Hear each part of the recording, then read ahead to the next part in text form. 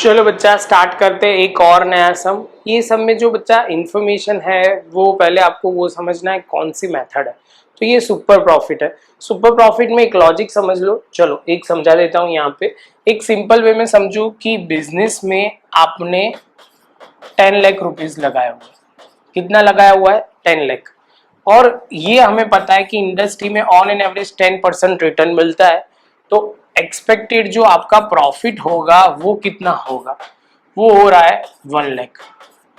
लेकिन एक्चुअल आपका average profit जो है वो 120 आ रहा है। 120 आप बोल रहे हो सर मैं कमा रहा हूं एवरेज, ऑन एन एवरेज 120 मैं कमा रहा हूं। इसका मतलब ये हुआ अब कितना ज्यादा कमा रहे हो? 120 माइनस 1 लाख। जो एक्सपेक्टेशन थी 1 लाख की, आप कमा रहे हो 120, तो 20,000 ज्यादा कमा रहे हो। इसको क्या बोलेंगे? Super profit. तो 6 क्या आ जाएगा? Super profit. यहाँ पे हम लिखना पड़ेगा goodwill is equal to super profit into number of year purchase. और सपोज ये 2 साल दिया हो तो 40,000 आ जाएगा हमारा। 20 इंटू 2 40,000। ये बच्चा है, ये फॉर्मेट है। अब इसको प्रॉपर तरीके से आप समझो कि कैसा है। बिजनेस में कितने पैसे लगाए, उसके एक्सपेक्टेड रेट प्रॉफिट कितना होगा, तो वो 1 लाख। हम कितना कमा रहे हैं वो एवरेज प्रॉफिट या वेटेड एवरेज प्रॉफिट से ढूंढना है। उसके बाद जो डिफरेंस आएगा कितना ज्यादा कमा रहे लोग, उसको बोलेंगे सुपर प्रॉफिट। सुपर प्रॉफिट के बाद गुडविल सिंपल ढूंढना है, super profit into number of year purchase, ये हमारा आ जाएगा।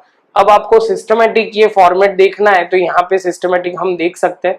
तो यहाँ इसके बाद ही होगा कुछ, हाँ ये कुछ, हाँ ये रहा। तो यहाँ पे सबसे पहले ये जो है calculation of goodwill by super profit method, ये आपको एकदम सिस्टमेटिक लिखना है। तो हम पहले एक बार प्रॉपर देख लेते हैं। देखो तो यहाँ पे क्या लिखा हुआ है, कैपिटल एम्प्लॉय। कैपिटल एम्प्लॉय यहाँ पे total asset minus total liability करके कैपिटल आएगा, जिसको याद में रखना है। यहाँ नेट असेट भी बोला जाता है। क्या बोला जाता है? कैपिटल एम्प्लॉय का दूसरा नाम है नेट असेट, वो ध्यान में रखना है। उसके बाद एक्सपेक्टेड रेट ऑफ रिटर्न सब में गिवन ही होता है, इसमें हमें कुछ नहीं करना होता। एक्सपेक्टेड प्रॉफिट मतलब ये जो परसेंट यहाँ पे टोटल 10 लाख था उसका 10% करोगे तो आ जाएगा 1 लाख। वही बात हो रही है, सिंपल। ये एक्सपेक्टेड प्रॉफिट है। एवरेज प्रॉफिट हमने 2 मेथड से सीखा हुआ है, वेटेड एवरेज मेथड एंड दूसरा कौन सा? तो यहाँ पे एवरेज प्रॉफिट मेथड, वो ध्यान में रखना है। सुपर प्रॉफिट कैलकुलेशन करेंगे, average profit minus expected profit करके कैलकुलेशन करेंगे। तो गुडविल हमारा क्या होगा? Goodwill is equal to super profit into number of year purchase. ये फॉर्मेट हुआ। अब हम जो कर रहे हैं वो प्रैक्टिकल सम कर रहे हैं। ये थोड़ा आपको बैकग्राउंड आपको बता दिया जिससे आपको कैलकुलेशन करने में आसानी हो। बाकी है तो बच्चा बहुत सिंपल, जेन्युइनली प्रैक्टिस और थोड़ा ध्यान से करोगे तो क्लियर हो जाएगा। तो बच्चा चलो स्टार्ट करते हैं। सबसे पहले चलो बच्चा थोड़ा ड्रॉ कर दिया, खाली आपको आगे कैलकुलेशन पार्ट इजी रहे। Pushpa and Pratibha and Bhavna are the partner of a partnership firm. They decide to change their profit and loss sharing ratio from 3:2:1 to 1:1. Therefore, they decide to make a valuation of goodwill on the basis of partnership form and the other information determine the value of goodwill on the basis of 3 years super profit method. यहाँ पे main line है जहाँ पे आपको पता चलेगा कि हमें कौन सी मेथड से क्या कैलकुलेशन करना है। तो ये आपको ध्यान में रहना चाहिए। 3 ईयर सुपर प्रॉफिट से कैलकुलेशन करना है। असेट दी हुई है, लायबिलिटी दी हुई है, एक्सपेक्टेड रेट ऑफ रिटर्न दिया हुआ है, प्रॉफिट पहले डिक्रीज हो रहा है उसके बाद इंक्रीज हो रहा है। सिंपल वे में आपको उतना ध्यान में रखना है। तो अब बच्चा सबसे पहला जो स्टार्ट करते हैं वो हमारा फॉर्मेट के हिसाब से क्या होता है, तो कैपिटल एम्प्लॉय। कैपिटल एम्प्लॉय कैसे ढूंढते हैं? तो total asset minus total liability. बच्चा ये शॉर्ट फॉर्म सर लिख सकते हैं, आपको नहीं लिखना है, वो ध्यान में रखना। तो सबसे पहले बच्चा हमारा 6 लाख है। 6 लाख में से 240, तो पहले हमें लिखना पड़ेगा 6 लाख। तो यहाँ पे 250 है तो आंसर आ जाएगा 350। थोड़े वर्ड्स सर ऐसे आगे पीछे बोल देते हैं अमाउंट में कभी, तो आप थोड़ा ध्यान रखना। चलो उसके बाद expected rate of return. Expected rate of return कितना है? सब में बोल दिया है 10% है, तो 10% हमने सीधा यहाँ लिख दिया। अब यहाँ पे थर्ड में एक्सपेक्टेड प्रॉफिट। एक्सपेक्टेड प्रॉफिट कैसे ढूंढना है? तो CE into expected rate of return divide by 100। तो यहाँ पे कैपिटल एम्प्लॉय जो होगा वो 3,50,000 है और यहाँ पे 10% है तो 10 लिखा, यहाँ पे 100 लिखा। सॉल्व करोगे तो कितना हो जाएगा? Expected rate of return 35,000। हमारा एक्सपेक्टेड प्रॉफिट जो हमें एक्सपेक्टेशन है उसके हिसाब से 35,000 मिलेगा। आगे चलते हैं 4th पॉइंट। तो एक्सपेक्टेड प्रॉफिट के बाद बच्चा अब हमें क्या करना है, तो यहाँ पे सिंपल अभी हमें ढूंढना है एवरेज प्रॉफिट। तो यहाँ पे दिया हुआ है तो एवरेज प्रॉफिट हम ढूंढ लेते हैं।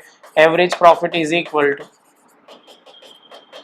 तो बच्चा यहाँ टोटल कर देता हूँ मैं, तो यहाँ पे 80 70 90 तो 240 आ गया। टोटल प्रॉफिट हमारा आ गया 240। तो यहाँ पे हम लिखेंगे total profit divide by number of years. Total number of years लिखो तो भी चलेगा। टोटल है तो हमारा 240 डिवाइड बाय 3 करोगे बच्चा, तो यहाँ पे 3 करेंगे तो 80,000 आ जाएगा। तो यहाँ लिखा 80,000, यहाँ पे हमने लिखा 80,000 वापस। अब बच्चा देखो सिंपल लॉजिक के साथ समझोगे तो कितना हमने सोचा था 35,000 होना चाहिए, लेकिन हम कमा रहे हैं 80,000, तो कितना ज्यादा कमा रहे हैं, तो उसको बोलते हैं सुपर प्रॉफिट। तो यहाँ पे हम लिखेंगे 5th point, super profit is equal to, यहाँ पे लिखेंगे average profit minus expected profit. तो यहाँ पे एवरेज प्रॉफिट है हमारा 80,000, एक्सपेक्टेड प्रॉफिट है 35,000। तो यहाँ पे हम सॉल्व करेंगे तो 80 माइनस 35, तो यहाँ पे हो जाएगा 45। तो ये हो जाएगा हमारा सुपर प्रॉफिट। और 6th में हमें जो मेन चीज ढूंढनी है, गुडविल इज इक्वल टू, यहाँ पे हम लिखेंगे simple super profit into number of year purchase.